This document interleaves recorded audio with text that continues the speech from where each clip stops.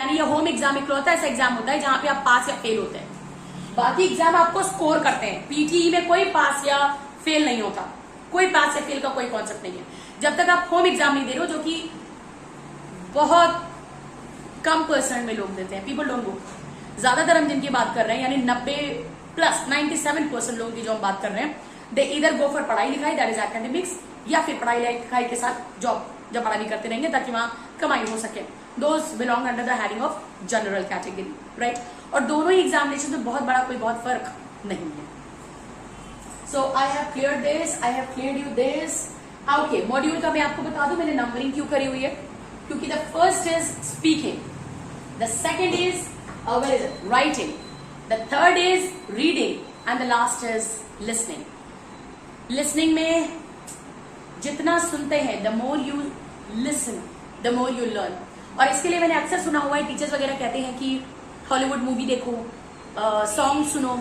लेकिन ये बताइए, अगर मान लीजिए मैं यूपी से हूँ, अपना यूपी जिंदाबाद टाइप से हूँ, ठीक, और अब मेरे को लग रहा है कि यार अंग्रेजी सीखनी है, तो ऑल ऑफ अ सडन मैं आरियाना ग्रैंड को मैं सुनना शुरू नहीं कर दूंगी। आरियाना ग्रैंड एक सिंगर है, बता दूं मैं अगर आपको नहीं पता तो। ये एक फीमेल सिंगर है, और इनको अगर मैं तुरंत सुनने लगूंगी तो हमारे घंटा को समझ में आएगा क्या बोल रही है, ये क्या गा रही है। फीलिंग तो बड़ी दूर की बात है, समझ में कुछ नहीं आ रहा। हो सकता है वीडियो देख के थोड़ा एंजॉय कर लें, लेकिन उसके नंबर नहीं है मेरी जान। तो उसमें करना क्या होगा, the best thing is going to be, आप डॉक्यूमेंट्री सुनिए, आप अपने फेवरेट स्टार्स के इंटरव्यूज सुनिए। इससे आपकी लिसनिंग एबिलिटी कमाल होने वाली है, क्योंकि यही से आ जाता है आपका पीटीई सेक्शन भी आ जाता है, क्योंकि वहां पे ज्यादातर लोगों की आपस में बातचीत, कम्युनिकेशन के ही ऑडियोज प्ले होते हैं, वहां पे कोई गाना प्ले नहीं होता। So see that you go into this वाला and I be helping you more how to go with it जब हम उस मॉड्यूल तक पहुंचेंगे।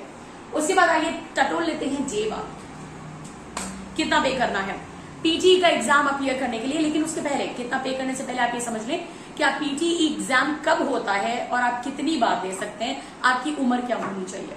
उम्र के मामले में 12th पास करते हैं यानी 16 ईयर्स से लेकर के आप एग्जाम दे सकते हैं। लेकिन 16 से 18 साल के बीच वाले जो बच्चे हैं जो एग्जाम देंगे, आपको पेरेंट कंसर्न चाहिए होता है। इसे ना पेरेंट कंसर्न ये चाहिए होता है जो आपको ऑनलाइन मिल जाता है, ताकि कंट्रीज को ये मालूम होना चाहिए कि आपने अपने माँ बाप से बात कर ली है, उन्हें मालूम है आप क्या कर रहे हैं, क्योंकि फाइनली पैसा तो वहीं से आना है, राइट। लेकिन जो 18 के ऊपर हो जाते हैं, आपको पेरेंट्स के कंसर्न की ऐसा जरूरत नहीं है। सिर्फ मतलब ऐसे आप बस उनको ये बता सकते हैं कि dad I am going to make you, mom I am going to make you proud someday, just let me appear for this exam and I can see that country becoming mine. उस country को मैं अपना बनते हुए देख रहा हूँ, मैं कुछ कमाल कर सकता हूँ, दिस यू कैन डू। लेकिन 18 के बाद, 18 और 18 के बाद आपको पेरेंट कंसर्न नहीं चाहिए, लेकिन 14 to 18 बिल्कुल चाहिए। और मैं इसके अगेंस्ट भी नहीं हूँ, ठीक भी है ये। सो आई हैव टोल्ड यू ये कैसे कर सकते हैं। एग्जाम कब कब होता है, ससुरा हर महीने होता है, मतलब हर महीने ये एग्जाम होता है। मार्च में होगा, अप्रैल में होगा, जून में होगा, जुलाई में होगा, अगस्त में भी हो रहा है।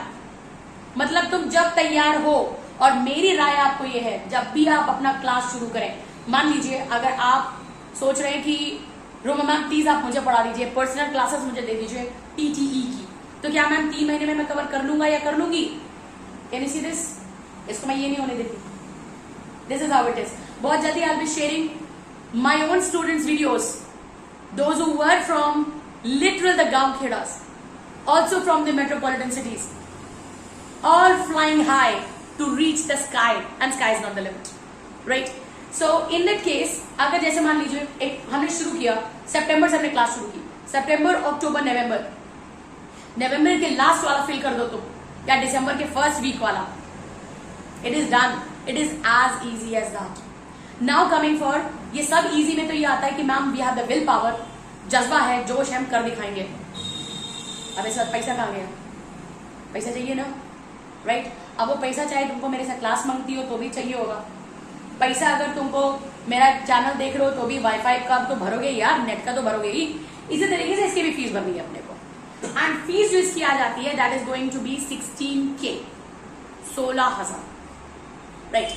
जिन लोगों ने ऐसे किया और जिन लोगों ने ऐसे किया, आप सभी के लिए मैं बता दूं 13,000 समथिंग फीस होती है, और 18% जीएसटी ऐड होने के बाद ये 16,000 का फिगर टच कर लेता है। अगर मान लीजिए अनफॉर्चुनेटली, जय माता दी, ऐसा होगा ही नहीं, सावन चल रहा है तो बहुत बेहतरीन,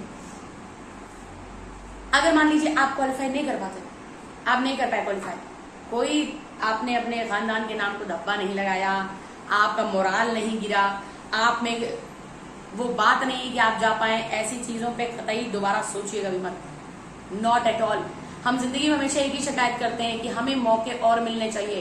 PT is the right answer for you. वो और मौके देगा, और मतलब और मौके देगा, राइट। और उस दौरान आप ये भी कर सकते हो कि आप कोई होम ट्यूशन पकड़ लो, छोटे छोटे बच्चों को पढ़ा लो, मैं 3 महीने में आधी 16,000 निकाल लो, बस अब फिर से पीटी ही दे दो, पेरेंट्स को बाधा परेशान करने की भी जरूरत नहीं। So in this way also you can do it, right.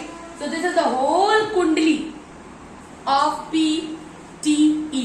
Now अभी जैसा कि त्रिपाठी जी आप बार बार देख रहे हैं, मेरी नजर उधर जा रही है, क्योंकि जब मैं भूल जाती हूँ तो ऐसे करके कुछ बताते हैं, मैं सब लिप रीडिंग करने में टाइम लगता है। तो ये बता रहे हैं कि वो जो एग्जाम है उसका ड्यूरे वो बता दो ना कितनी देर के लिए होता है, ये तो मैं भूल ही गई थी। It is going to be of 2.5 hours। इतने घंटे में आपका ये पूरा हो जाता है, और ये सारा का सारा कंप्यूटर बेस्ड है, सारा का सारा कंप्यूटर बेस्ड है। कोई इंसान आपका पेपर चेक नहीं करेगा, कोई पेपर नहीं है, कोई कलम नहीं है, ऐसा कुछ नहीं है, सब कुछ कंप्यूटर पे होगा, सब कुछ, और कंप्यूटर ही आपको जज करेगा। सुनने में बुरा लग रहा है, लेकिन यकीन मानिए ये हिंदी में वो क्या है, आपदा में अवसर जैसा है कुछ। और कैसे, that I will be telling you when I will be starting my first one, and the first one which I will be taking is going to be the first one, that is speaking. जैसा module चलता है बिल्कुल वैसे ही हम चलाएंगे। The first one is going to be the speaking, और उसको लेकर के बहुत जल्दी मैं आप तक आऊंगी। एंड आप में से कई लोगों ने मुझसे पूछा कि ma'am what about IELTS। I will be getting through the IELTS as well immediately after the PTE. If you have any queries, if you have any questions, you can thank you Tripathi ji, उन्होंने वो अच्छी बात मुझे ये भी बता दी। आप में से जितने लोग भी मुझे देख रहे हैं, जैसे ही आपको मुझसे प्यार हो जाए, जो कि 2 सेकंड में हो ही जाएगा, थोड़ी देर रुक करके वीडियो देखिएगा, सब्सक्राइब कर लीजिएगा। And the moment you will subscribe it, share it with as many people as you can. And PTE exam के लिए मेरी जान कतई ये देख करके मत शेयर करना कि उसकी अंग्रेजी अच्छी है या बेकार। अगर उसके पास रोमन मैम इज देयर, अंग्रेजी अच्छी बेकार से doesn't matter. So we are going to meet very soon again with the speaking module, and I will be telling you how many steps is it divided, which is important, which is not important, how to score, what are the tips and the tricks to crack it. Till then, see ya.